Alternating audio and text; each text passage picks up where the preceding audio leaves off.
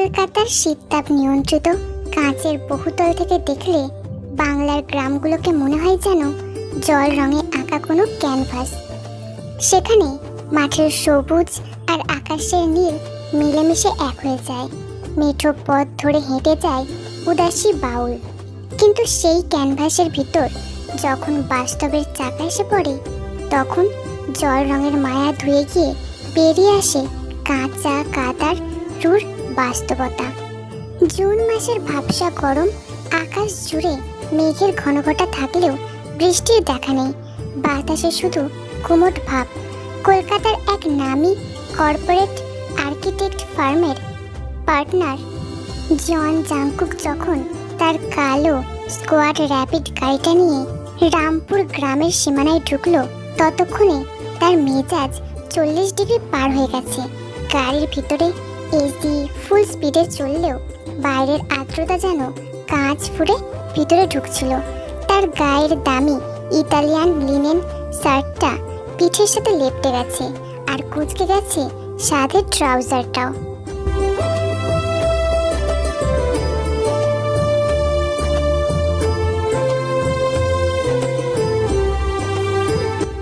স্টিয়ারিংয়ে 2 হাত রেখে বিরক্তির একশেষ হয়ে জাংকুক যখন পাশে বসা তার বিশ্বস্ত সহকারী ও পিএ সুবিনকে বলল, সুবিন বাবু, এই গ্রামে কি জিপিএসটা ঠিক করে চলে না?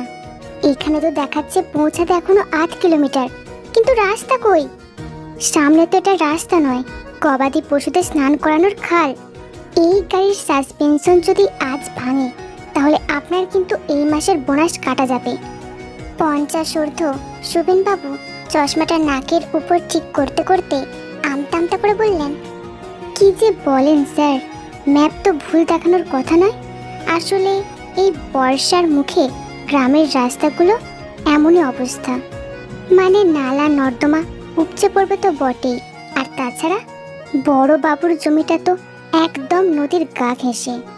একটু তো কষ্ট করতে হবে স্যার, তবে জায়গাটা কিন্তু খাসা। একবার যদি রিসোর্টটা তৈরি করা যায়, কলকাতার বড় বড় বাবুরা উইকেন্ডে এসে টাকার শ্রাদ্ধ করবে।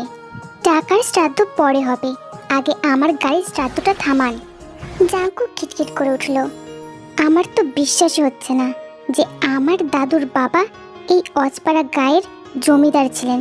কি নোংরা চারপাশটা, গোবরের গন্ধ, মশার গুনগুন, আর রাস্তার 2 পাশের মানুষগুলো কেমন হাঁ করে তাকিয়ে আছে, যেন চিড়িয়াখানার কোনো জন্তু দেখছে। গাড়িটা তখন বড় বাঁশঝাড়ের পাশ দিয়ে যাচ্ছিল। রাস্তার অবস্থা সেখানে আরও শোচনীয়। চাকার নিচে কাদা টিকটিক করছে। জাংকুক অত্যন্ত সাবধানে ফার্স্ট গিয়ারে গাড়িটা এগোচ্ছিল। ঠিক সেই মুহূর্তে একটা বাঁকের মুখে ঘটল চরম অঘটন। এক ঝাঁক সাদা হাঁস প্যাক প্যাক শব্দ করে চারপাশ কাঁপিয়ে হঠাৎ জঙ্গল থেকে রাস্তার মাঝখানে চলে এলো, আর তাদের পিছনে লাঠি হাতে পরনের শাড়িটা একটু হাঁটু পর্যন্ত তুলে হাঁসগুলোকে তাড়া করতে করতে এগিয়ে এলো এক তরুণী। নাম তার তে, চুলে তেলহীন আলগা খোপা, কপালে একটা ঘামের বিন্দু চকচক করছে, আর গায়ের রং যেন শরৎকালের কাঁচা হলুদ। তার চোখে কোনো শহরের কৃত্রিম মায়া নেই, আছে এক তীব্র স্বাধীন চপলতা।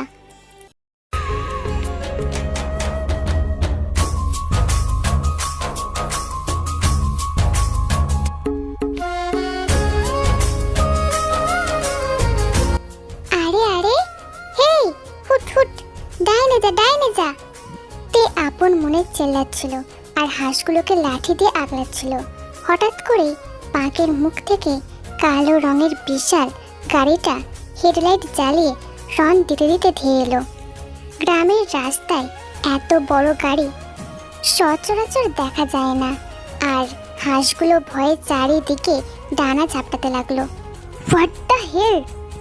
জাংকুক চিৎকার করে সজোরে ব্রেক কষল।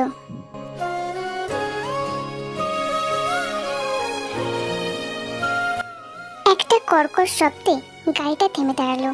ঠিক টের থেকে মাত্র কয়েক ইঞ্চি দূরে এসে চাকা দুটো থামলো, কিন্তু ব্রেক কষার গতিতে চাকাটা রাস্তার একটা বড় কাদার গর্তে ঢুকে যাওয়ার সাথে সাথে এক খাবলা কাদা ছিটকে পড়ল তের পরিষ্কার করে ধুয়ে রাখা সুতির শাড়িতে, তার ফর্সা হাতে আর গালের একপাশে।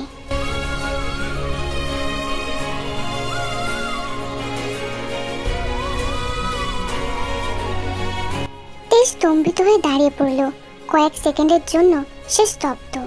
তারপর নিজের শাড়ির দিকে তাকিয়ে তার চোখ দুটো ডাকে ছোট ছোট হয়ে গেল। হাতের লাঠিটা সে শক্ত করে চেপে ধরল। তার বুকের ভিতরটা অপমানে আর রাগে ধকধক করে জ্বলতে লাগলো। তে সোজা এগিয়ে এলো গাড়ির ড্রাইভিং সিটের জানলার কাছে। বিন্দুমাত্র ভয় না পেয়ে সে তার হাতের বাঁশের লাঠিটা দিয়ে গাড়ির দামি কাঁচে ধপধপ করে আঘাত করলো। ওরে আমার শহুরে সং বাবু আসছে রে, নাম বলছি গাড়ি থেকে, নাম। জাঙ্কুক গাড়ির কাঁচটা একটু নামিয়ে চরম বিরক্ত মুখে বলে উঠল, হোয়াটস ইউর প্রবলেম?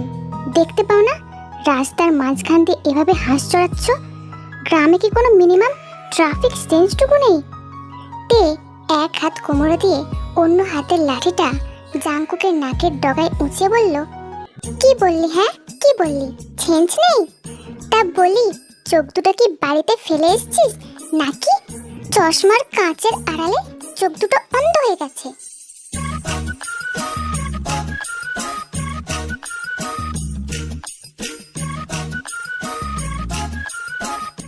এইটা গ্রামের রাস্তা, তোর বাপের বৈঠকখানা নয় যে রাজপুত্রের মতো গাড়ি উড়িয়ে যাবি। আমার হাঁসগুলোর যদি একটা ঠ্যাঙও ভাঙতো, তোকে এই গাড়ির চাকায় বেঁধে পুরো রামপুর গ্রাম ঘোরাইতাম, বুঝলি? জাঙ্কুক বাকরুদ্ধ হয়ে গেল। কলকাতার উচ্চবিত্ত সমাজে সে চলাফেরা করে। সেখানকার আধুনিক মেয়েরা তার সাথে কথা বলার জন্য মুখিয়ে থাকে, তার ব্যক্তিত্বের প্রশংসা করে। আর এই একরত্তি গেঁয়ো মেয়ে তাকে তোর বাপের বৈঠকখানা বলছে।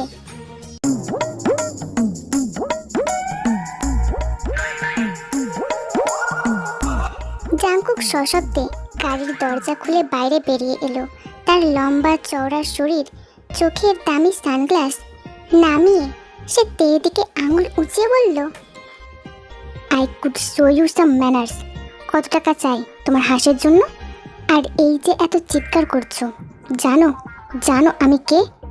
I am Jeon Jungkook. সে জাঙ্কুক হও বা হাতির মাথা হও। বলেই তে খিলখিল করে হেসে উঠল।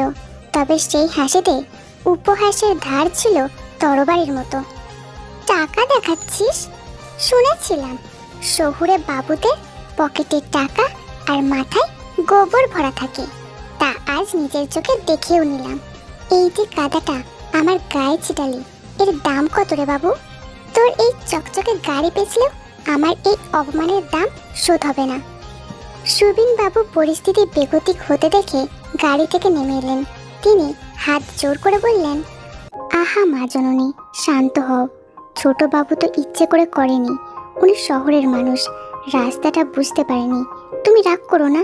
ঠিক তখনই রাস্তার পাশ থেকে লাঠি ঠকঠক করতে করতে এগিয়ে এলেন হরেন দাদু। হরেন দাদু গ্রামের পুরানো চোর পুলিশের সাক্ষী, মাথায় পাকা চুল। তিনি বললেন, কি হয়েছে রেতে? এত চিল্লামিল্লি কিসের? দেখো না হরেন দাদু, এই শহুরে লাট সাহেব কিভাবে গাড়ি চালাচ্ছে দেখো। আমার সাদের হাঁসগুলো মরতে মরতে বেঁচেছে, আর আমার গায়ে কেমন কাদা ছিটিয়েছে দেখো। বৃদ্ধ লোকটি জাঙ্কুকের দিকে তাকিয়ে মাথা নাড়ল। বাবু, তোমরা শহরের মানুষ, বড় গাড়ি চড়ো, কিন্তু গ্রামের রাস্তায় একটু রয়ে সয়ে চালাতে হয়। এখানে ছোট ছোট ছেলেমেয়েরা ঘুরে, গবাদি পশুরা ঘুরে। জাঙ্কুক দেখল গ্রামের লোক জমা হতে শুরু করেছে। এখানে বেশিক্ষণ থাকলে তার মান সম্মান ধুলোয় মিশে যাবে। সে তের দিকে এক শেষবারের মতো রাগী দৃষ্টিতে তাকিয়ে বলল, অভদ্র গেঁয়ো মেয়ে একটা, রুচি বলতে কিছুই নেই।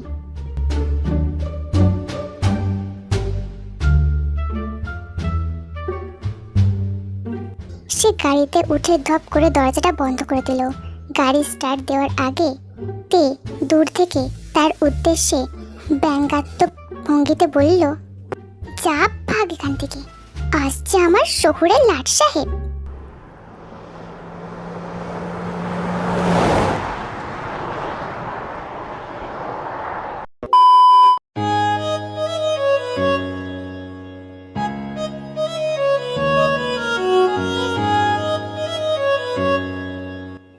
রামপুর গ্রামের কেন্দ্রবিন্দু হলো চণ্ডী মণ্ডপ।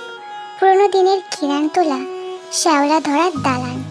এক সময় সেখানে জমিদারদের রাজত্ব ছিল। এখন সেখানে বসে গ্রামের মোড়ল আর প্রধানেরা। এই গ্রামের সবচেয়ে প্রভাবশালী এবং কুটিল মানুষটি হলেন গঙ্গীয়। বয়স 55-র কাছাকাছি। পরনে গরদের ধুতি, চোখে চশমা আর মুখে সবসময় একটা পানের খিলি চেবানো অবস্থায়। তার পাশে বসে তারই ডান হাত জ্যাকসন, যে গ্রামের যুবকদের মধ্যে মারপিট আর দাঙ্গা বাঁধাতে ওস্তাদ।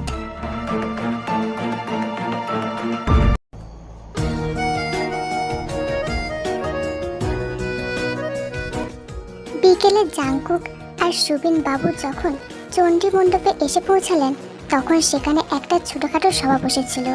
গ্রামের কয়েকজন চাষি তাদের খাজনা আর জমির সমস্যা নিয়ে কথা বলছিল। জাংকুককে দেখতেই গঙ্গীয় তার পানের পিকটা পাশে ফেলে মুখে এক চিলতে কৃত্রিম হাসি ফুটিয়ে বলল, আরে আসুন আসুন ছোট বাবু, কলকাতার রাজপুত্তর এলেন আমাদের এই দিন কুটিরে। আহা, আপনার দাদু এই গাঁয়ের জমিদার ছিলেন, তখন চণ্ডী মণ্ডপ কম কম করত।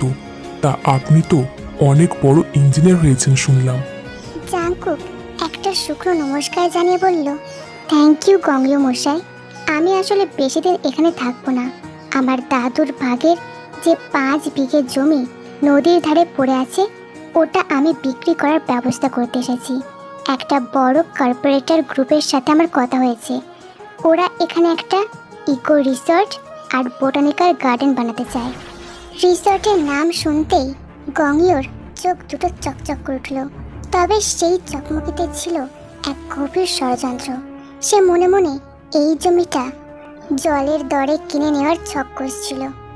কিছুক্ষণ ভেবে গঙ্গীয় খপ খপ করে একটু কেসে বলল, রিসোর্ট মানে ওই যেখানে শহুরে বাবুরা এসে মদ মেয়ে নিয়ে আসর বসাবে? আমাদের গ্রামের সরল সোজা বাতাস নষ্ট হবে বাবু। তার চেয়ে বলুন জমিটা আমাদের গাঁয়ের কারোর কাছে বেচে দিন, আমি নিজেই একটা ভালো দাম দেব। জাংকুক তার ল্যাপটপের ব্যাগটা টেবিলের উপর রেখে অত্যন্ত পেশাদার গলায় বলল, আই এম সরি গঙ্গীয় মশাই, এটা বিজনেস। গ্রামের কেউ এই জমির সঠিক ভ্যালুয়েশন দিতেই পারবে না। আর তাছাড়া এই রিসর্ট হলে গ্রামের অন্তত 100টা ছেলে চাকরি পাবে, উন্নতি হবে এই রামপুর গ্রামের। ঠিক সেই সময় চণ্ডী মণ্ডপের পাশ দিয়ে একটা মাটির কলসি করে নদীতে জল আনতে যাচ্ছিল তে। জাংকুকের গলার আওয়াজ পেয়ে সে থমকে দাঁড়ালো। দুপুরবেলার সেই রাগের আগুন তার বুকে এখনো জ্বলছিল। সে সোজা মণ্ডপের সিঁড়ি বেয়ে উপরে উঠে এলো। তার পায়ের মল দুটো খটখট করে শব্দ করে উঠল।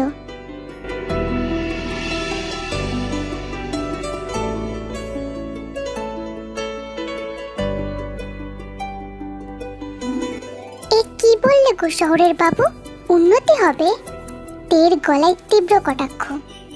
কলকাতার বাবুরা এসে এখানে আমোদ প্রমোদ করবে আর আমাদের চাষের জমিগুলো সব সিমেন্টের জঙ্গল হয়ে যাবে, সেটা তুমি উন্নতি বলছো? গঙ্গীয় রেগে গিয়ে ধমকে উঠল। এইতে তোকে কতবার বলেছি না, পুরুষ মানুষদের বড় বড় কথার মধ্যে তুই একদম নাক গলাবি না। তোর বাপটা তোকে একদম মাথায় তুলে রেখেছে, যা ভাগ এখান থেকে। তে গঙ্গীয়কে বিন্দু মাত্র ডরায় না। সে কলসিটা কোমরে আরো শক্ত করে চেপে ধরে জাংকুকের মুখোমুখি এসে দাঁড়ালো। আমি কেন যাব গঙ্গীয় মশাই? যে জমির কথা এই বাবু বলছে তার পাশে আমার বাবার ক্ষেত।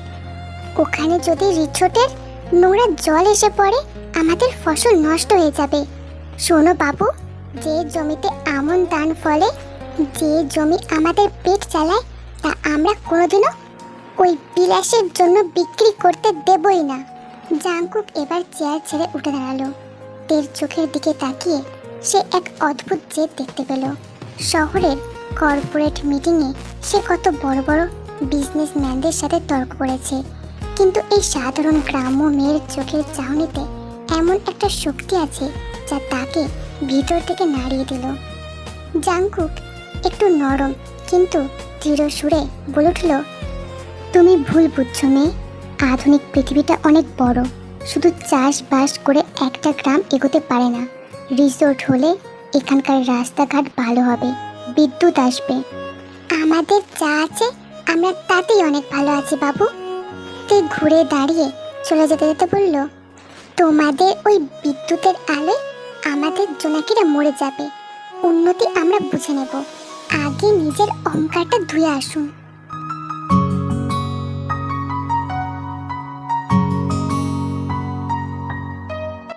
তে চলে যাওয়ার পর জ্যাকসন জাংকুকের কানের কাছে এসে ফিসফিস করে বলল, ছোট বাবু, এই মেয়েটা কিন্তু মোটেও ভালো নয়, বড্ড বার বেড়েছে। আপনি কোনো চিন্তা করবেন না, জমি যদি বেচতে হয় আমরা আছি। ওই চাষা ভুষোদের কথায় একদম কান দেবেন না। জাংকুক কিছুই বলল না, কিন্তু চণ্ডী মণ্ডপ থেকে সে যখন জমিদার বাড়ির দিকে ফিরছিল তখন তার মাথার মধ্যে জমি বিক্রির চেয়েও বেশি ঘুরপাক খাচ্ছিল তের বলা সেই কথাগুলো। তোমাদের ওই বিদ্যুতের আলোয় আমাদের জোনাকিরা মরে যাবে।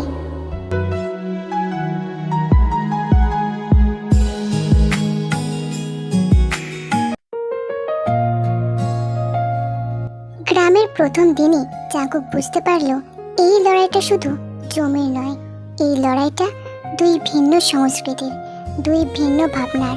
আর তার কেন্দ্রবিন্দুতে রয়েছে ওই অবাধ্য, সরল কিন্তু ধারালো মেয়েটি তে।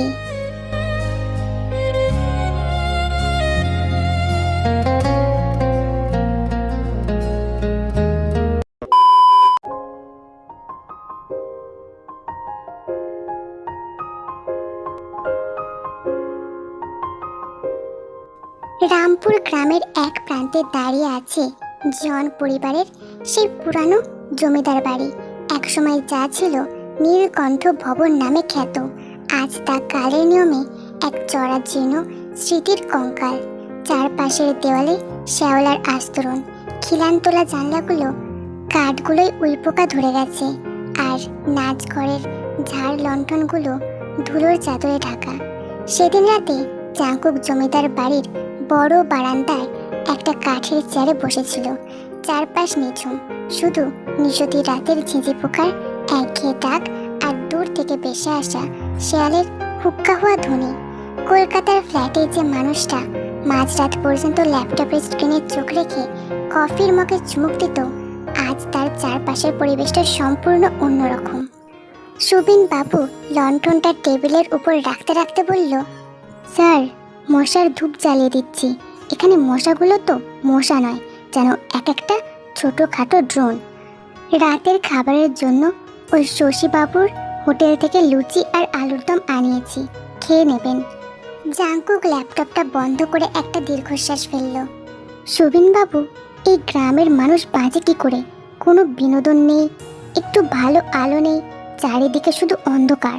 সুবিন একটু হেসে বলল, বিনোদন বলতে আমাদের কাছে যা, কিন্তু এদের কাছে একদম অন্যরকম। ওই দেখুন, আকাশের দিকে তাকিয়ে দেখুন। জাংকুক চোখ তুলে তাকালো। পাঁচ ঝাড়ের মাথার উপর দিয়ে এক বিশাল রূপালী থালার মতো পূর্ণিমার চাঁদ উঠেছে। সেই চাঁদের আলোয় পুরো রামপুর গ্রাম এক মায়াবী রূপকথার দেশে পরিণত হয়েছে।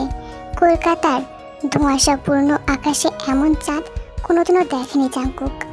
আর ঠিক তখনই তার চোখের সামনে ভেসে উঠল সেই মুখটা, তে। চণ্ডী মণ্ডপে দাঁড়িয়ে মেয়েটা যেভাবে তার চোখের দিকে তাকিয়ে কথাগুলো বলছিল, তাতে তার কোনো ভয় ছিল না, ছিল এক অদ্ভুত সততা। জাংকুক মনে মনে নিজেকে প্রশ্ন করল, একজন সাধারণ গ্রামের মেয়ে যার কোনো প্রথাগত শিক্ষা নেই, সে এত সাহস, এত জোর কোথা থেকে পায়?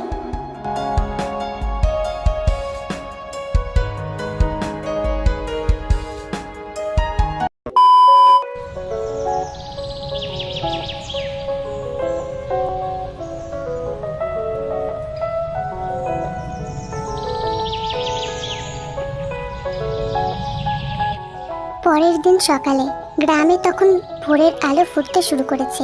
পাখিদের কিচিরমিচির শব্দে জাঙ্কুকের ঘুম ভাঙল। শহরের অ্যালার্মের চেয়ে এই শব্দ অনেক বেশি মধুর। সে একটা সুতির ফতুয়া আর ট্রাউজার পরে গ্রামের মেঠোপথ ধরে একটু হাঁটতে বের হলো।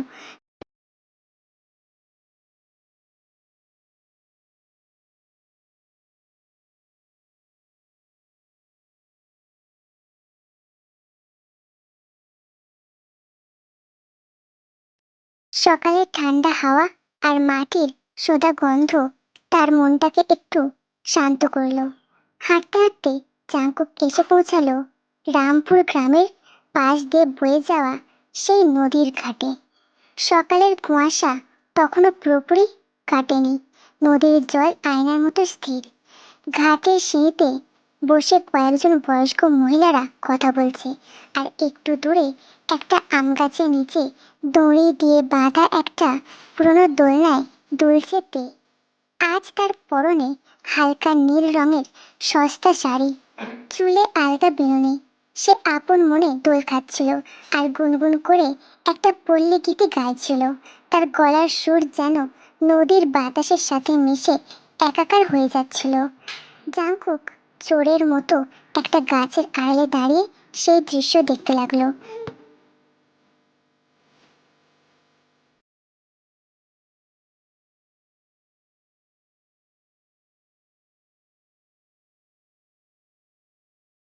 চণ্ডী মণ্ডপে সেই রুদ্রাণী আর এই চঞ্চল মেয়েটা যে একই মানুষ তা বিশ্বাস করা কঠিন। কিন্তু জাংকুকের পায়ের নিচে একটা শুকনো পাতা মচমচ করে উঠতেই তের গান হঠাৎ থেমে গেল।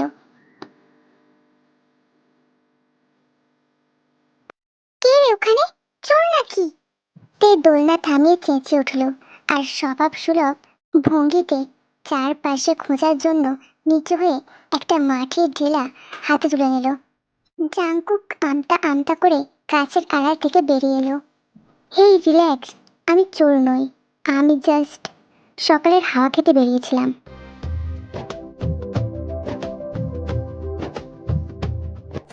তে জাংকুককে দেখে হাতের মাটির ঢিলাটা ফেলে দিল, কিন্তু তার মুখে সেই চেনা পাকা হাসিটা ফিরে এলো।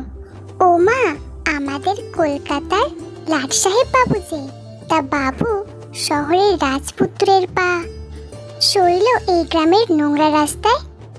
আজ আবার কোনো হাঁসের ঠ্যাং ভাঙতে এসেছেন নাকি? জাংকুক একটু লজ্জিত বোধ করলো। সে তের দিকে এগিয়ে গিয়ে পকেট থেকে একটা চকলেট বের করে এগিয়ে দিল। কালকের ব্যবহারের জন্য আই এম সরি। কাল আমি একটু বেশি রুড বিহেভ করে ফেলেছিলাম। রাস্তাটা একটু বেশি ফ্ল্যাক্সিডেড ছিল তো তাই। So friends. তে চকলেটটার দিকে কিছুটা বড় বড় চোখ করে তাকিয়ে রইল। তারপর খপ করে সেটা জাংকুকের হাত থেকে কেড়ে নিয়ে উল্টে পাল্টে দেখলো। আরে বাস, এ তো ভারী সুন্দর মোড়ক। তা বাবু, তোমাদের কলকাতায় সবাই কি এত বড় বড় অন্যায় করে মিষ্টি করে কাঠি ধরিয়ে বলে সরি? সবাই পারে কিনা জানি না, তবে আমি ক্ষমা চাইতে জানি।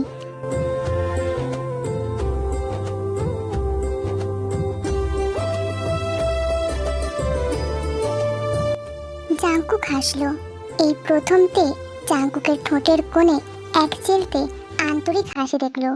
শহরের সেই অহংকারী চশমাটা আজ জাংকুকের চোখে ছিল না।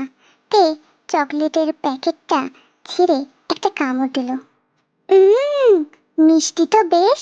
তা বাবু, তুমি কি সত্যি আমাদের এই নদীর ধারের ওই পাঁচিল তোলা রিসোর্ট বানাবে? বিজনেস তো সেটাই বলে তে, আর ওটা আমার দাদুর জমি। জাংকুক বোঝানোর চেষ্টা করলো। জমি তোমার দাদুর হতে পারে বাবু, কিন্তু ওই জমির মাটিটা তো আমাদেরই।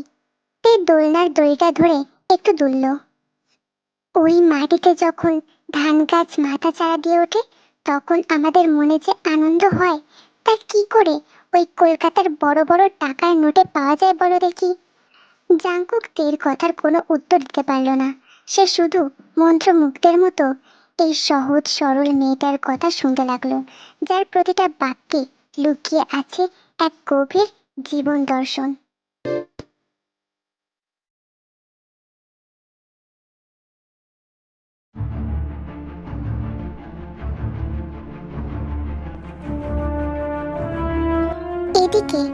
গ্রামের অন্য প্রান্তে গংলোর চুনকাম করা পাকা বাড়ির বৈঠকখানায় বসেছিল এক কুটিল সভা। গংলো তার রূপোর হুকোয় টান দিচ্ছিল, আর তার সামনে বসেছিল জ্যাকসন আর গ্রামের আরো 2 জন লোক। বুঝলে জ্যাকসন, গংলো ধোঁয়া ছেড়ে বলল, কলকাতার ওই ছোকরাকে এত সহজে জমিটা ছাড়তে দেওয়া যাবে না। ও যদি কোনো বড় কোম্পানিকে ডেকে আনে তবে আমাদের রামপুর হাতছাড়া হয়ে যাবে। নদীর ধারের ওই 5 বিঘে জমি যদি আমি একবার কুক্ষিগত করতে পারি তবে পরের বার পঞ্চায়েত ভোটে আমার টিকিট পাকা। জ্যাকসন তার গোঁফে তা দিয়ে বলল, কিন্তু কর্তা বাবু, ছোট বাবু তো নিজে এখানে এসে বসে আছে, আর তার উপর ওই মেয়ে যেভাবে কাল চণ্ডী মণ্ডপে বাবুর মুখের উপর কথা বলল, বাবু তো খেপে গিয়ে জমি অন্য কোথাও বিক্রি করে দিতে পারে। অন্য আরেকজন লোক বলে উঠল, পারুল একটা উটকো ঝামেলা, মেয়েটা বড্ড বার বেড়েছে। বাপটা তো পঙ্গু হয়ে ঘরে বসে থাকে, আর মেয়েটা পুরো গ্রাম মাথায় করে ঘুরে। ওকেই আগে সাহায্য করতে হবে। আরে না না, একদম তাড়াহুড়ো করতে চাস না। আমার মাথায় একটা অন্য বুদ্ধি খেলছে।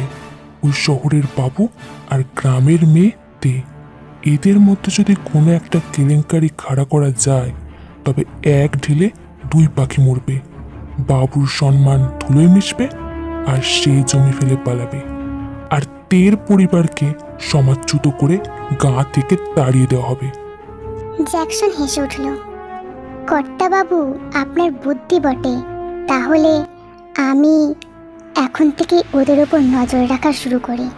হ্যাঁ, একদম চোখ কান খোলা রাখিস, সুযোগ আমাদের তৈরি হবেই।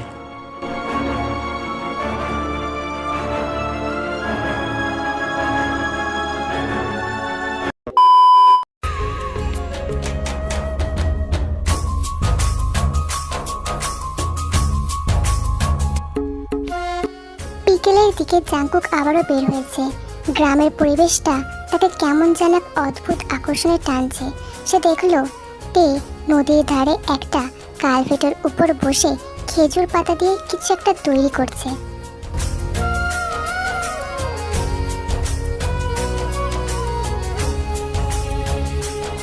জাংকুক তার পাশে গিয়ে দাঁড়ালো। কি করছো এটা? তে মুখ তুলে বলল, বাঁশি বানাচ্ছি রে, বাঁশি। শহরের বাবুরা তো শুধু দামি দামি ছান গেলাচ আর ল্যাপটপই চেনে, এই মাটির বাঁশির সুর সে কি চেনে? তাই নাকি? তা দাও দেখি, আমি বাজাতে পারি কিনা। জাংকুক হাত বাড়ালো। তে পাতা দিয়ে তৈরি ছোট বাঁশিটা জাংকুকের হাতে দিল। জাংকুক মুখ তুলে ফু দিতেই একটা অদ্ভুত কর্কশ শব্দ হলো। তে খিলখিল করে হেসে উঠল। সে হাসতে হাসতে কালভেটের উপর প্রায় গড়িয়েই পড়ল। ও মা গো, কলকাতার বাবু দেখি সুরের 12টা বাজিয়ে দিল। এভাবে ফু দেয় না গো বাবু, এই দেখো। তে জাংকুকের হাত থেকে বাঁশিটা নিজের ঠোঁটের কাছে ধরলো। আলতো করে ফু দিতে একটা মিষ্টি উদাসী সুর চারপাশের বাতাসে ভেসে গেল। জাংকুক স্তব্ধ হয়ে তের মুখের দিকে তাকিয়ে রইল। সূর্যের শেষ আলোটা তখন তের মুখের উপর এসে পড়েছে। তার সেই ঘামে ভেজা কপাল আর সরল চোখের চাহনি জাংকুকের বুকের ভিতর এক অজানা তোলপাড় সৃষ্টি করলো।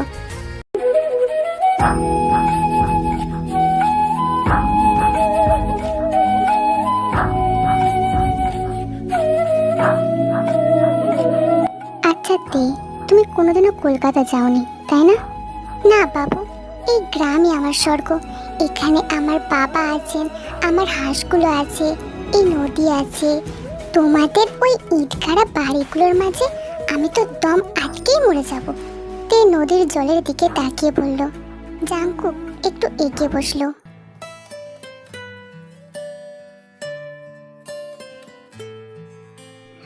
আর যদি ধরো এমন কেউ আসে যে তোমাকে খুব ভালোবাসে, সে তোমাকে ওই শহরের বুকেও এক টুকরো গ্রাম এনে দিতে চায়, তাহলে কি তুমি যাবে? তে হঠাৎ চুপ করে গেল। সে জাংকুকের চোখের দিকে তাকালো।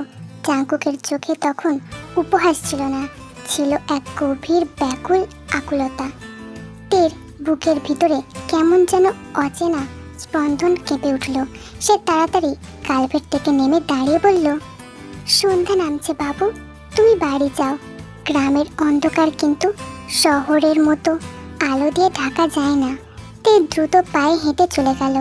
জাঙ্কুক কালভেটের উপরে বসে রইল। সে বুঝতে পারছিল সে এক মায়ার জালে জড়িয়ে পড়ছে, যে জাল কেটে বেরিয়ে যাওয়া তার পক্ষে হয়তো আর কোনোদিনও সম্ভব হবে না। আর দূরের গাছের আড়াল থেকে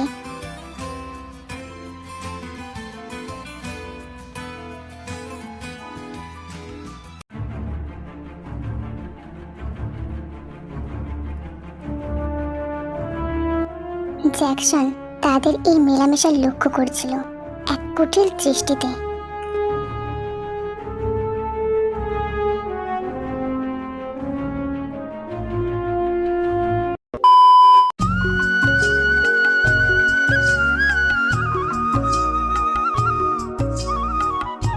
রামপুর গ্রামের বৈশাখ মাসের চড়ক মেলা মানে এক এলাহি কাণ্ড।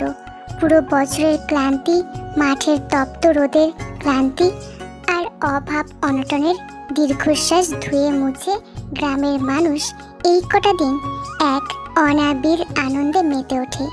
ইচ্ছামতি নদীর পার ঘেঁষে মাইলের পর মাইল বসে হরেক রকমের দোকান। কোথাও মাটির হাঁড়িকুড়ি, পোড়া মাটির আসবাবপত্র, আবার কোথাও কাঠের চাকাওয়ালা খেলনা ঘোড়া, আবার কোথাও গরম জিলিপি আর পাঁপড় ভাজার জন্মনের সুবাস বাতাস মোমো করে। সানাইয়ের সুর আর ঢাকের আওয়াজে মেলা প্রাঙ্গণ মুখরিত।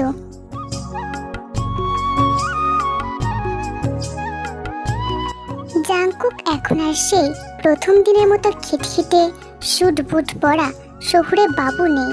তার পরনে এখন শান্তিপুরের সুতির সাদা ফতুয়া আর সাধারণ জিন্স। চোখে কোনো দামি সানগ্লাস নেই। এই কয়েকদিনে গ্রামের রোদ, বাতাস আর কাঁচা মাটির ছোঁয়া তার গায়ের কর্পোরেট আভিজাত গন্ধটা একেবারেই মুছে দিয়েছে। সে মেলার ভিড়ের মধ্যে দিয়ে আপন মনে হাঁটছিল আর মুগ্ধ হয়ে গ্রামীণ সংস্কৃতির এই অকৃত্রিম রং দেখছিল। আরে কলকাতার ছোট বাবু যে, আসুন আসুন, রামপুরের বিখ্যাত গরম গরম জিলিপি খেয়ে যান।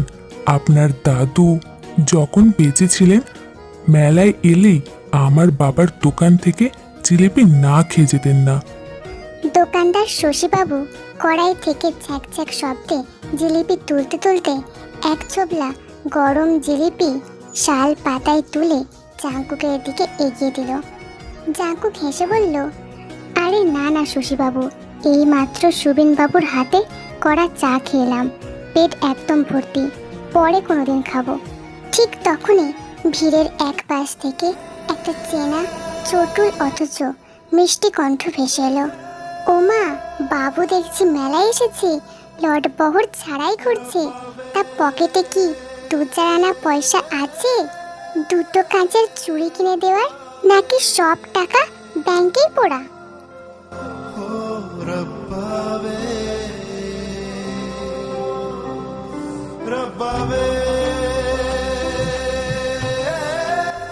জাঙ্কুক ঘুরে তাকাতেই তার চোখ দুটো যেন জুড়িয়ে গেল।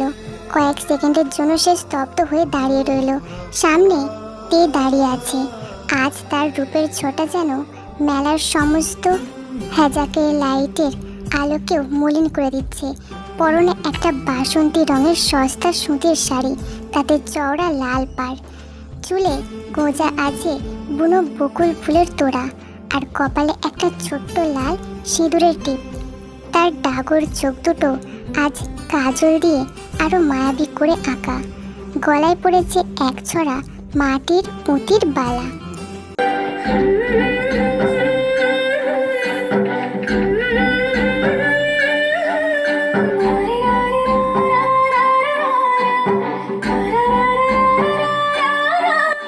জাঙ্কুক একটু থেমে দাঁড়িয়ে আবারও আমতা আমতা করে বলল, তে, তোমাকে আজ জাস্ট অসাধারণ লাগছে।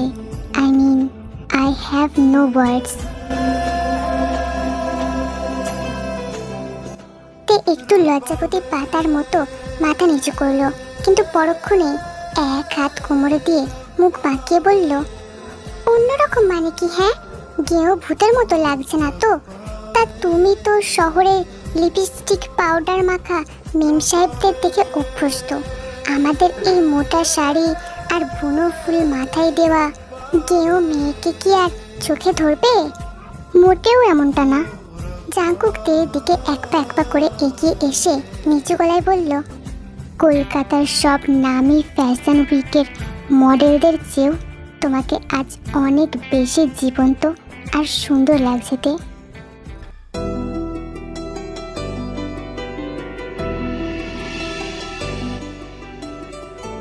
তের গাল দুটো হঠাৎ করে লাল হয়ে উঠল।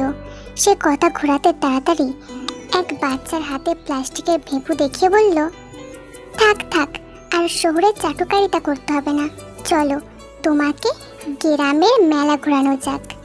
শুধু রামপুরে এলে তো হবে না, রামপুরের মেলা না দেখলে তোমার ওই কলকাতার বড় বড় ডিগ্রি সব ফাঁকা।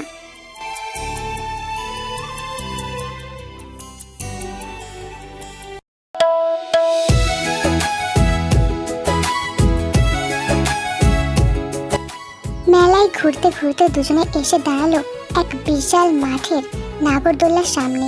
4-5টা কাঠের বক্স চাকার মতো ঘুরছে, আর তাতে বসে ছোট ছেলেমেয়েরা ভয়ে আর আনন্দে চিৎকার করছে। জেনারেটরের ভটভট শব্দে নাগরদোল্লার কাঠের কাঠামোর ক্যাঁচ ক্যাঁচ শব্দ মিশে এক অদ্ভুত উত্তেজনা তৈরি করেছে। বাবু, নাগরদোল্লা চড়বে? তে চোখ টিপে জিজ্ঞেস করলো। তার চোখে তখন দুষ্টুমির আমেজ। জাঙ্কুক উপরের দিকে তাকিয়ে একটু ঢোক গেল। আমি?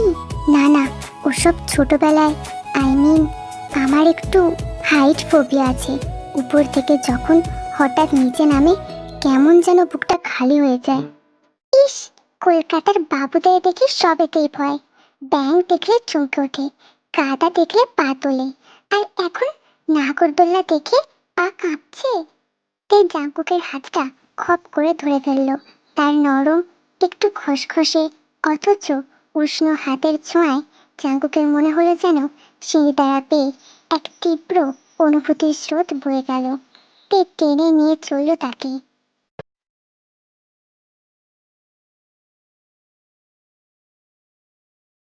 আজ ওসব আপত্তি শুনবই না, চলতেই হবে। দুজনে গিয়ে বসল নাগরদোলার একটা কাঠের বাক্সে। কোনো সুরক্ষার বেল্ট নেই, শুধু একটা লোহার ডান্ডার সামনে আটকানো। নাগরদোল্লা আস্তে আস্তে দুলতে দুলতে উপরের দিকে উঠতে শুরু করলো। যখন তাদের বাক্সটা একদম উঁচুতে উঠে গেল, তখন নিচে মেলার মানুষগুলোকে ছোট ছোট পিঁপড়ের মতো দেখতে লাগলো। দূর দিগন্তে ইচ্ছামতি নদীটাকে দেখে মনে হলো একটা রূপলি ফিতে। চাঙ্কুক শক্ত করে লোহার ডান্ডাটা ধরে বসে রইল। হঠাৎ একটা প্রচণ্ড ঝাঁকুনি দিয়ে নাগরদোলাটা তীব্র গতিতে নিচের দিকে নামতে শুরু করলো। ও নো, ড্যাম! জাঙ্কুক ভয়ে চোখ বন্ধ করে ফেলল এবং অবচেতনভাবেই পাশে বসা তের কোমর জড়িয়ে ধরে তার কাঁধে মাথা পুঁছে দিল। তের প্রথমে চমকে উঠল, শরীরের ভিতর একটা কাঁপুনি দিয়ে উঠল তার। গ্রামের কোনো পুরুষের এত কাছাকাছি এসে কোনোদিনও আসেনি, কিন্তু জাঙ্কুকের এই অসহায় ভয়ার্ত মুখ তার শরীরের ওম তের ভিতরের সমস্ত চপলতা এক নিমেষে কেড়ে নিল। এক অদ্ভুত নামহীন মাতৃত্ব আর নারীত্বের মায়া তার বুকে এসে ভর করল। সে নিজেকে সরিয়ে না নিয়ে তার নিজের একটা হাত দিয়ে জাঙ্কুকের পিঠটা শক্ত করে আগলে ধরল।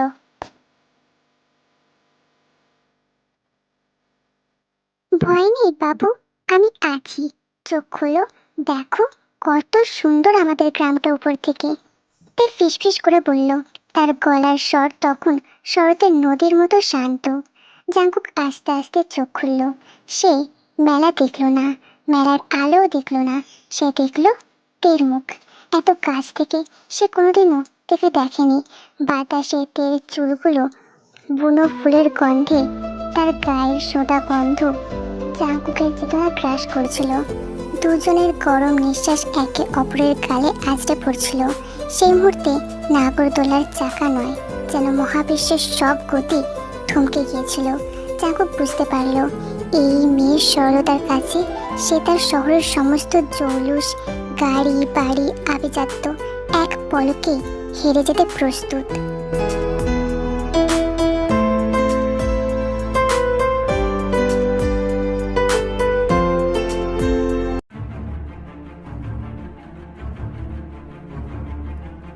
মেলা প্রাঙ্গণের এক অন্ধকার কোণে একটা দেশি মদের দোকানের পিছনে দাঁড়িয়েছিল জ্যাকসন আর তার দুই লোক। তাদের চোখ মেলার জিলিপির দিকে ছিল না, তাদের চোখ ছিল নাগরদোলার ওই নির্দিষ্ট জায়গায় যেখানে তে আর জাঙ্কুক পরস্পরের আলিঙ্গনে আবদ্ধ। সেটা দেখে জ্যাকসনের চোখ দুটো লাল হয়ে উঠল হিংসায় আর কামনায়। সে হাতের জ্বলন্ত বিড়িটা মাটিতে ফেলে বুট জুতো দিয়ে পিষে দিল। দেখলি দেখলি ছোট লোকের বেটির দেমাক দেখলি? জ্যাকসন দাঁত কিরমির করে বলল, শহরের বাবু এসেছে বলে ডানা গজিয়েছে, আমাদের গ্রামের ছেলেদের পাত্তাও দেয় না। কুয়ো থেকে জল তোলার সময় ডাকলে মুখ ঘুরিয়ে চলে যায়, আর এখন বাবুর কোলে গিয়ে বসেছে। অপর একজন লোক হাতের লাঠিতে তেল ঘষতে ঘষতে বলল, জ্যাকসন দা, দেব নাকি একটা কোপ বাবুকে? রাতের অন্ধকারে নদীর পাড়ে যখন ল্যাপটপ নিয়ে একা বসে থাকে, ঠেঙিয়ে ল্যাংড়া করে বস্তায় পুরে নদীতে ফেলে দেব, কেউ টেরও পাবে না। না, একদম না, গঙ্গীয় মশাইয়ের কড়া বারণ। কর্তা বলেছে লাঠি দিয়ে নয়, বুদ্ধি দিয়ে মারতে হবে। এই যে মেলার মধ্যে বাবু আর তে ঢলাঢলি করছে, এটাকে আমাদের ব্রহ্মাস্ত্র বানাতে হবে। চল, কর্তাকে গিয়ে গরম খবরটা দিই। চণ্ডী মণ্ডপের চুনকাম এবার খসাতে হবেই।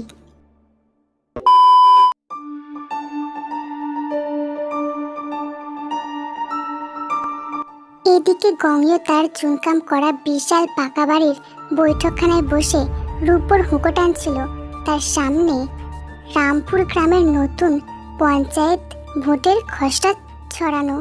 জ্যাকসন এসে যখন মেলা প্রাঙ্গণের পুরো বিবরণ রসিয়ে রসিয়ে বলতে লাগলো, তখন গঙ্গীয়র পাতলা ঠোঁটের কোণে পৈশাচিক কুটিল হাসি ফুটে উঠল। উত্তম, অতি উত্তম। জ্যাকসন, তুই আমার মনের মতো কাজ করেছিস। এরপর টেবিল চাপড়ে খিলখিল করে হেসে উঠে বলল, শহরের বাবু তাহলে প্রেমে পড়েছে। খাসা চাল, কলকাতায় খবরটা ঠিকঠাক পৌঁছেছে তো? জ্যাকসন মাথা নাড়ল। হ্যাঁ হ্যাঁ কর্তামশাই, বাবুর বাপকে আমাদের এক লোক দিয়ে ফোন করানো হয়েছে। বলা হয়েছে আপনার ছেলে গ্রামে এসে জমি জমা সব চুলোয় দিয়ে এক চাষা মেয়ের সাথে ফুর্তি মারছে, আর সাথে জন বংশের মান ডোবাচ্ছে। শুনেই তো বুড়ো রাগে ফোঁসফোঁস করছে, যে কোনো দিন গাড়ি নিয়ে গ্রামে চলে আসবে। বাস, এবার শুধু মোক্ষম সময়ের অপেক্ষা। হুঁকোটা একটা লম্বা টান দিয়ে ধোঁয়া ছাড়লো। এখন বড়বাবু এলেই কেল্লা ফতে। সে তার ছেলের কান ধরে কলকাতায় নিয়ে যাবে, আর এই সুযোগে তের বাপকে আমরা ঋণের দায়ে ভিটে মাটি থেকে উচ্ছেদ করব। নদীর ধারের ওই 5 বিঘে জমি আমার হবে, কেউ আটকাতে পারবে না।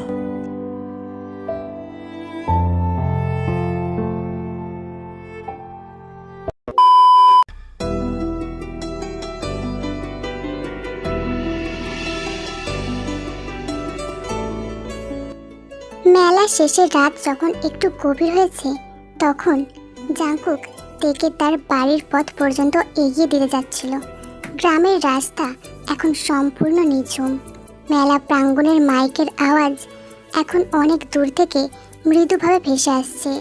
মাথার উপর বাঁশ ঝাড়ের ফাঁক দিয়ে জ্যোৎস্নার আলো এসে পড়ছে মেঠো পথে। রাস্তার পাশে একটা বিশাল বুড়ো কৃষ্ণচূড়া গাছ, যার কিছু লাল ফুল ঝরে পড়েছে রাস্তায়, যেন এক রক্তিম কার্পেটে মুড়ে দিয়েছে। দুজনেই চুপচাপ হাঁটছিল। নাগরদোলার সেই নিবিড় স্পর্শের পর দুজনের মনের ভিতরে এক অদ্ভুত নীরবতা কাজ করছিল। কেউ জানতো না কিভাবে কথা শুরু করবে, কোন ভাষায় মনের কোলাহল প্রকাশ করবে। অবশেষে জাংকুক নীরবতা ভাঙল। সে দাঁড়িয়ে পড়ল। তে, একটা কথা জিজ্ঞেস করব, সত্যুত্তর দেবে কিন্তু। তে মাটির দিকে তাকিয়ে পায়ের বুড়ো আঙুল দিয়ে মাটি খুঁড়তে খুঁড়তে বলল, বলো না বাবু, তোমার মুখে কি আবার কলকাতার নতুন বুলি ফুটেছে? আমরা গায়ের সহজ মানুষ, বেশি প্যাচলো কথা বুঝি না বাপু। না তে, এটা কলকাতার কথা নয়, এটা আমার মনের কথা। জাংকুক থামলো। সে তের একদম সামনে এসে দাঁড়ালো। চাঁদের আলোয় তের মুখটা এখন আরো মায়াবী, আরো পবিত্র লাগছে। জাংকুক আর নিজেকে ধরে রাখতে পারলো না। সে তের দুটো নরম হাত নিজের 2 হাতের মুঠো নিল। তে প্রথমে একটু চমকে কেঁপে উঠল, কিন্তু হাত দুটো সরিয়ে নিল না। তে, আমি প্রথম যেদিন এই গ্রামে পা রেখেছিলাম, ভেবেছিলাম এই অজপাড়া গা থেকে যত তাড়াতাড়ি পারি জমিটা বিক্রি করে কলকাতায় ফিরে যাব। আমার কাছে লাইফ মানে ছিল শুধু কেরিয়ার, টাকা আর সাকসেস। কিন্তু এই 1 মাসে তুমি আমাকে জীবনকে অন্যভাবে দেখতে শিখিয়েছ। আজ আজ আমার আর ওই ইটের খাঁচায় ফিরে যেতে ইচ্ছে করছে না। এই মেঠো পথ, এই শান্ত নদী, আর আর তোমাকে ছাড়া আমি আমার ভবিষ্যৎ কল্পনা করতে পারছি না। আই লাভ ইউ তে। জাংকুকের গলার আবেগে আর এক অজানা আশঙ্কায় কেঁপে উঠল তে। তে জাংকুকের চোখের দিকে তাকালো। তার চোখে তখন ছিল না কোনো চপলতা বা জেদ, ছিল এক অগাধ জলধি আর এক করুণ দীর্ঘশ্বাস। সে ফিসফিস করে বলল, বাবু, তুমি আকাশের পূর্ণিমার চাঁদ, আর আমি মাটির এক ভাঙা প্রদীপ। চাঁদের আলোয় পুরো দুনিয়া হাসে, আর প্রদীপ শুধু নিজের ঘরটুকুই আলো করতে পারে, পরে নিজেই পুড়ে ছাই হয়ে যায়। আমাদের মিলন যে অসম্ভব বাবু। এই সমাজ, এই জাতপাত আমাদের কোনোদিনও মেনে নেবে না। তুমি চলে যাও বাবু, নিজের চেনা দুনিয়ায় ফিরে যাও। সমাজকে আমি পরোয়া করি নাতে। যদি এই মাটির প্রদীপকে জ্বলতে গিয়ে পুড়তে হয়, তবে আমি সেই আগুনে পুড়ে ছাই হতে রাজি আছি। জাংকুক থেকে আর কোনো কথা বলার সুযোগ না দিয়ে তের কপালে আলতো করে নিজের ঠোঁট ছুঁয়ে দিল। তের চোখ দিয়ে এক ফোঁটা তপ্ত অশ্রু গড়িয়ে পড়ল জাংকুকের হাতের উপর। সে জাংকুকের বুকে মাথা রাখলো। দূর আকাশ থেকে একটা তারা খসে পড়ল, যেন প্রকৃতির বুকে এক আসন্ন কালবৈশাখীর ইঙ্গিত দিয়ে গেল তাদের এই গোপন পবিত্র প্রেমের সাক্ষী হয়ে।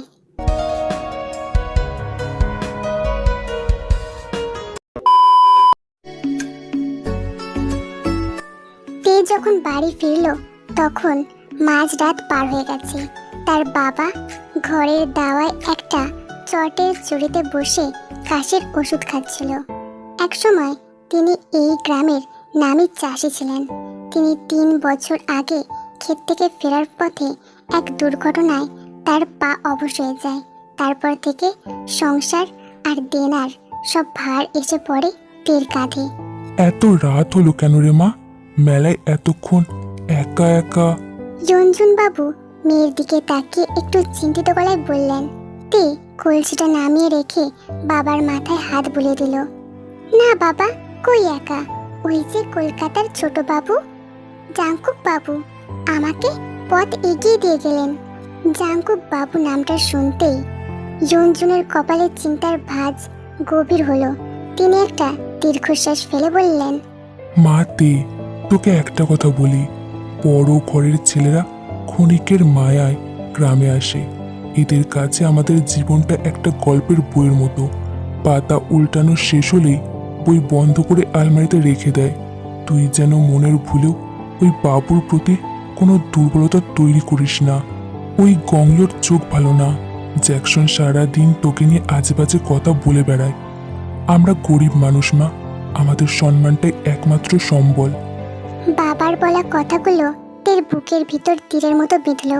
সে জানতো বাবা ভুল বলছে না, কিন্তু তার মন যে ততক্ষণে ওই শহরের বাবুর কাছে বন্ধক দেওয়া হয়ে গেছে। তা সে বাবাকে মুখ ফুটে কিভাবে বলবে? সে শুধু এটুকুই বলল, তুমি এখন ঘুমাও বাবা, এত ভাবতে হবে না। সেদিন রাতে তে জানলার বাইরে তাকিয়ে রইল। একদিকে জাঙ্কুকের দেওয়া সেই প্রথম চকলেটের মোড়ক, আর অন্যদিকে বাবার চোখের জল। গ্রামের অন্ধকার যেন আরো ঘনীভূত হয়ে উঠল এক আসন্ন ঝড়ের প্রতীক্ষায়।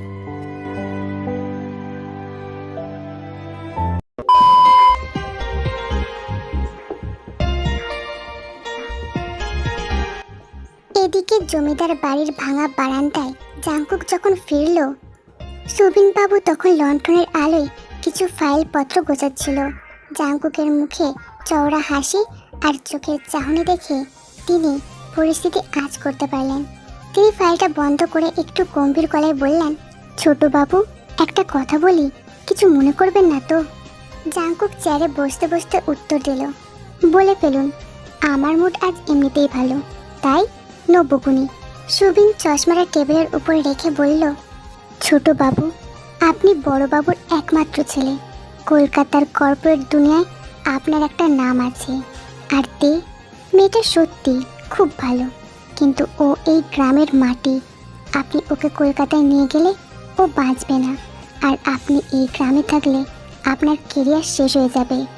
তার উপর গঙ্গীয় মশাই, উনি তো বড়ই খলনায়ক লোক। ও গ্রামে একটা কানাকানি শুরু করেছে। আজ বিকেলে জ্যাকসনকে দেখলাম আমাদের বাড়ির চারপাশে ঘুরঘুর করছে। আমার মনে হচ্ছে কোনো বড় ঝড় আসতে চলেছে স্যার। জমিটা বিক্রি করে দিয়ে আমাদের কলকাতা ফিরে যাওয়া বুদ্ধিমানের কাজ হবে। জাঙ্কুক উঠে দাঁড়ালো। জানলার বাইরে অদিগন্ত ছড়ানো রামপুর গ্রামের দিকে তাকিয়ে এসে বলল, সুবিন বাবু, আমি এতকাল শুধু আর্কিটেকচারের নকশায় ইটের উপর ইট সাজিয়ে বাড়ি বানিয়েছি, কিন্তু এই প্রথম আমি নিজের জীবনটা তৈরি করতে পারছি। তেকে ছাড়া আমি কলকাতায় ফিরব না। আর ওই কমলো, ও যদি কোনো নোংরামি করার চেষ্টা করে, আমি আইন জানি। সুবিন বাবু আর কিছুই বললেন না, শুধু মনে মনে এক অজ্ঞাত আশঙ্কায় ঈশ্বরের নাম জপ করতে লাগলেন। গ্রামের শান্ত পরিবেশের আড়ালে যে এক ভয়ঙ্কর ষড়যন্ত্রের জাল বোনা হচ্ছে তা বলাই বাহুল্য।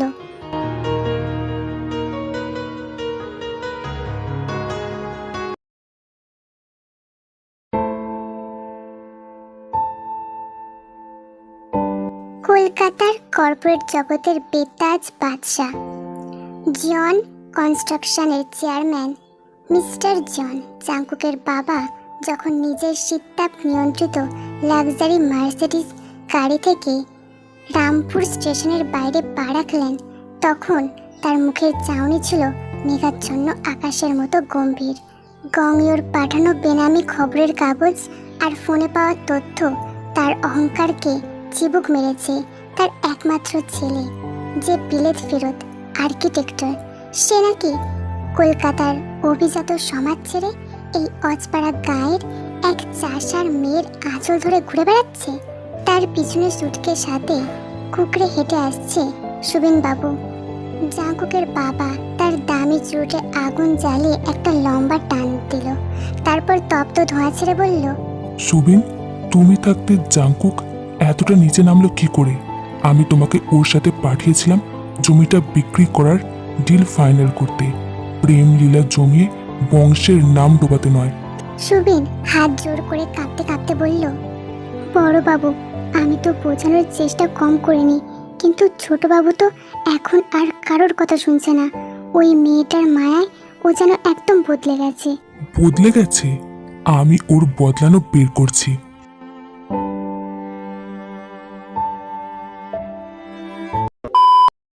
দুপুরের কড়া রোদ রামপুর গ্রামের বুক চিরে যেন আগুন ঢালছিল, কিন্তু সেই রোদের চেয়েও বেশি উত্তাপ ছড়াচ্ছিল গ্রামের চণ্ডী মণ্ডপ। গঙ্গীয় সকাল থেকে ঢোল পিটিয়ে জরুরি সালিশি সভা ডেকেছে। গ্রামের অর্ধেক মানুষ চাষবাস ফেলে সেখানে সে জড়ো হয়েছে। মণ্ডপের মাঝখানে একটা কাঠের বেঞ্চে বসে আছে জাঙ্কুকের বাবা, তার পাশে গঙ্গীয় আর জ্যাকসন আর তার কিছু চালাপেলা। মণ্ডপের নিচে ধুলো মাটির উপর অপরাধীর মতো দাঁড়িয়ে আছে তে আর তার পঙ্গু বাবা রঞ্জন বাবু। রঞ্জন বাবু লাঠিতে ভর দিয়ে কাঁপছেন, তার চোখ দিয়ে জল গড়িয়ে পড়ছে। শোনো হে রামপুরের ভদ্রলোকেরা, আমাদের এই পবিত্র গাঁয়ের একটা নিয়মকানুন আছে, একটা জাত ধর্ম আছে, কিন্তু এই রঞ্জুনের মেয়েতে কলকাতার বড় ঘরের সোনা ছেলেকে মন্ত্র দিয়ে ঝাড়ফুঁক করে নিজের জালে ফাঁসিয়েছে। কাল মেলায় এরা দুজনে যেভাবে লোক সম্মুখে নোংরামি করেছে তাতে আমাদের গ্রামের মাথা হেঁট হয়ে গেছে। মিথ্যা কথা, একদম মিথ্যা কথা। তে গর্জে উঠল। তার চোখে ভয় ছিল না, ছিল অপমানের তীব্র আগুন। গঙ্গু মশাই, নিজের নোংরা মুখটা বন্ধ করুন। জাঙ্কুক বাবু আমাকে মেলায় পথ আগলে বাড়ি পৌঁছে দিয়েছিল। আপনারা একটা মেয়ের সম্মান নিয়ে এভাবে চিনিমিনি খেলতে পারেন না। চুপ কর কুলটা, তোর এত বড় সাহস, কর্তার মুখের ওপর কথা বলিস? কাল তোকে নাগরদোলায় ওই বাবুর গায়ে ঢলে পড়তে পুরো গ্রাম, পুরো মেলা দেখেছে। এর বিচার হতেই হবে। জাঙ্কুকের বাবা এতক্ষণ চুপ করে বসেছিল। সে তের দিকে ঘৃণার দৃষ্টিতে তাকিয়ে বলল, টাকা, কত টাকা চাই তোমাদের এই নাটক বন্ধ করতে? তোমরা তো গরিব মানুষ, টাকার লোভেই আমার ছেলেকে ফাঁদে ফেলেছ। বলো, কত টাকা দিলে আমার ছেলেকে রেহাই দেবে আর এই জমিটা আমাদের লিখে দেবে? তে ওনার দিকে সোজাসাপটা তাকিয়ে বলল, বড় সাহেব, আপনি টাকার পাহাড়ে বসে আছেন বলে মানুষের মনটাকে কি সস্তা ভেবেছেন? আপনার ছেলেকে আমি কোনোদিনও ফাঁদে ফেলিনি, আর আপনার ওই নোংরা টাকা আমার পায়ের ধুলোর সমানও না। তে ঠিক সেই মুহূর্তে ভিড় ঠেলে চণ্ডী মণ্ডপে এসে ঢুকলো জাঙ্কুক। তার চুলগুলো উস্কো খুস্কো, কপালে ঘাম। সে এতক্ষণ গ্রামের অন্য প্রান্তে একটা কাজে গিয়েছিল। সুবিনের মেসেজ পেয়ে সে পাগলের মতো ছুটে এসেছে। মণ্ডপের পরিস্থিতি দেখে জাঙ্কুকের মাথা গরম হয়ে গেল। সে সোজা গিয়ে তে আর জঞ্জুন বাবুর সামনে এসে ঢাল হয়ে দাঁড়ালো। তারপর নিজের বাবার দিকে তাকিয়ে বলল, বাবা, তুমি এখানে? আর এসব কি নাটক হচ্ছে? জাঙ্কুকের বাবা চেয়ার ছেড়ে উঠে দাঁড়ালো। নাটকটা আমি করছি না জাঙ্কুক, নাটক করছো তুমি আর এই ছোট জাতের নোংরা মেয়েটা। এক্ষুনি আমার সাথে গাড়িতে ওঠো জাঙ্কুক, কলকাতায় চলো। আমি কোথাও যাব না বাবা, আমি তাকে ভালোবাসি। ও কোনো ভুল করেনি। আর এই গংয় আর জ্যাকসন জমিটা হাতানোর জন্য এই নোংরা চক্রান্ত করেছে। গংয় মিটিমিটি হেসে বলল, আহা ছোটবাবু, নোংরামিটা আমরা করিনি। সমাজের একটা নিয়ম আছে, এই মেয়েটা যদি আজ শাস্তি না পায় তবে গ্রামের অন্য মেয়েরাও গোল্লায় যাবে। পঞ্চায়েতের নিয়ম অনুযায়ী হয় 1,00,000 টাকা জরিমানা দিতে হবে, না হলে তাকে ন্যাড়া করে পুরো গ্রামে ঘোরানো হবে। আপনাদের এত বড় সাহস! জাঙ্কুক গংয়র কলার চেপে ধরল। চারিদিক থেকে গুন্ডারা লাঠি নিয়ে জাঙ্কুককে ঘিরে ধরল। জাঙ্কুক বাবু, ছেড়ে দাও ওনাকে। তে চিৎকার করে কেঁদে উঠল। জাঙ্কুকের হাতটা টেনে ধরল। তুমি চলে যাও, তোমার পায়ে পড়ি, চলে যাও এখান থেকে। এরা মানুষ নয়, এরা পিশাচ। তুমি এদের সাথে পারবে না। আমাকে আর সবার সামনে ছোট করো না বাবু, তুমি চলে যাও। জাঙ্কুক এক মুহূর্তের জন্য স্তব্ধ হয়ে গেল। সে বুঝল, সে যদি এখন জোর করে তবে এই পিশাচগুলো তে আর তের বাবার উপর অত্যাচার করবে। সে নিজের হাত দুটো মুঠো করে বাবার দিকে তাকিয়ে বলল, ঠিক আছে বাবা, আমি কলকাতায় ফিরে যাব, কিন্তু একটা কথা মাথায় রেখো, আমার শরীর কলকাতায় যাবে, কিন্তু আমার মনটা এই রামপুর গ্রামে রয়ে যাবে।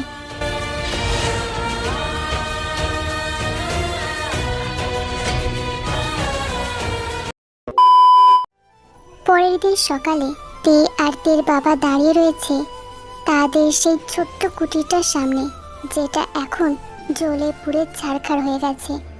আগামী রাতের তাণ্ডবে না জানি কি হয়েছে। পরের পর্বে কি হয়েছে সেটা জানার জন্য ভিডিওতে একটা লাইক, কমেন্ট আর অবশ্যই চ্যানেলটা সাবস্ক্রাইব করে রেখো। নেক্সট পার্টটা খুব জলদি আসতে চলেছে। সেকেন্ড পার্টটা আপলোড হয়ে যেতেই সেটা তোমরা এই ভিডিওর ডেসক্রিপশনে পেয়ে যাবে।